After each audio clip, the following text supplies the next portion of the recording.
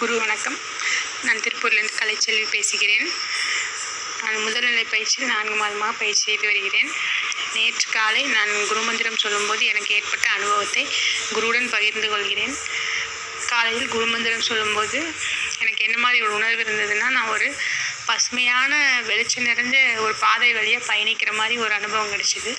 அந்த பாதையில் பயணிக்கும்போது என்னோடய மூளை, நரம்பு, ரத்த ஓட்டம் எல்லாமே ரொம்ப சுறுசுறுப்பாக இருக்கிற மாதிரியும் சந்தோஷமாக இருக்கிற மாதிரி ஒரு நிலை இருந்தது.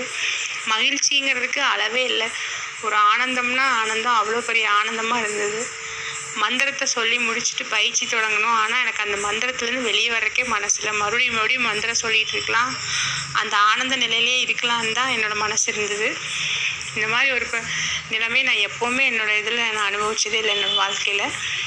அந்த பயிற்சி முடிச்சுட்டேன். இப்போ நேற்றுலேருந்து இன்றைக்கி வரைக்கும் 2 நாள் ஆயிடுச்சு. நான் எப்போ எந்த நிமிஷம் அந்த நொடியை நினச்சாலுமே என்னோடய மனசும் உடம்பும் ரொம்ப சந்தோஷமாக ஃபீல் பண்ணுது. மூளை ரொம்ப சுறுசுறுப்பாக இருக்குது.